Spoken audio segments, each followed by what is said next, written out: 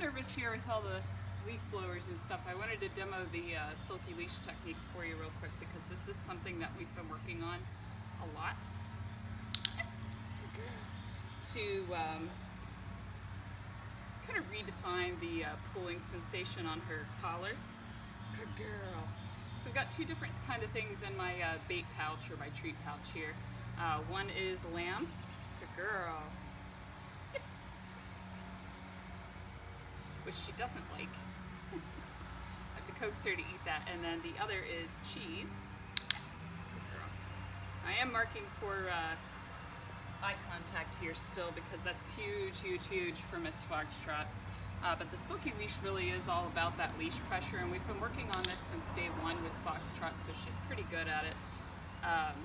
But all you need to do is get your dog, your leash, your collar, or your harness that you're working with, and you're going to set them up in a non-distracting environment. Foxtrot is pretty good at this, so we're outside, we're working in the environment she needs to gain more confidence in.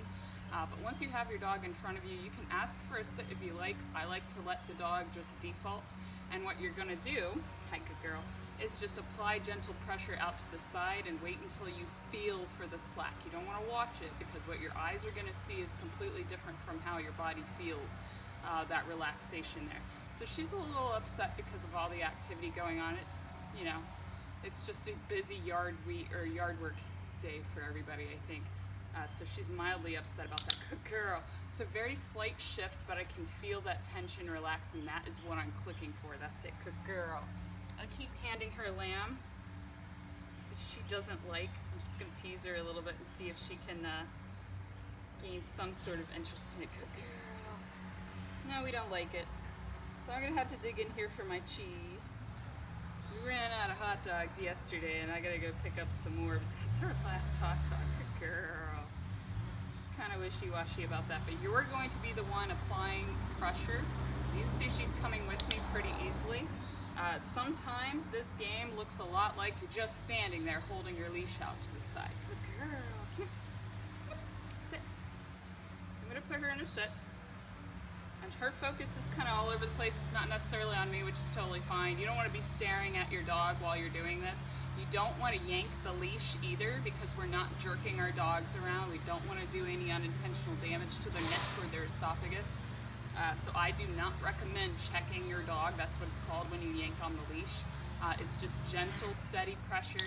And as soon as they respond to it, you're going to click for that release and tension, whether they're on a collar, a slip lead, or a harness, okay? And again, all we're doing is gently pulling the leash out to the side. You want to practice in all kinds of environments. Inside your house, every room of your house. Your backyard is pretty normal for the dogs to be in, and then when they're good at that, you want to practice in the front yard. She's interested in something over there. That's perfect. That's a perfect demonstration of, hey, she's pulling. Okay. You guys know that she's like, why are you handing me that stuff? I don't like it. Good girl. I already clicked. I do have to follow it up with some sort of reinforcement. I'm teasing her with food, so we're going to use food for right now. Good girl. What do you think? But you guys know rule number one when you're walking your dog, if you want them to walk with a loose leash with no tension on the leash, is that if they pull, you stop, period. And it's not a, hey, they're pulling and you're going to haul back and make that choice for them.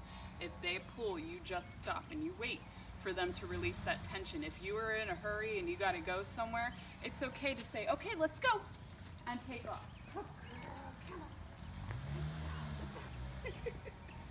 Good job. But tell them let's go and then add that gentle pressure and turn the opposite direction to get them moving again, and then stop periodically or continue on the way wherever you're going if they release that tension, okay? So really easy stuff. She's interested in whatever's going over there. Maybe the wind is bringing something over. Maybe what she's hearing, good girl, is bouncing off the wall over there. She's looking at all the birds. That's totally fine. But again, just gentle pressure out to the side. You don't want to pull it too far up because the only way she can release this tension is by jumping, right? And we don't want that either. So gentle pressure out to the side. As soon as you feel that release, the people probably walking off behind me, so she's going to be interested in that. And that's perfect, actually. Come on. Let's go. Good girl. Come on. Just like that. Good girl. What do you think? Good job. You don't care about them. Good girl. Come on, let's go. Very good. Good job. That was perfect. What a good girl.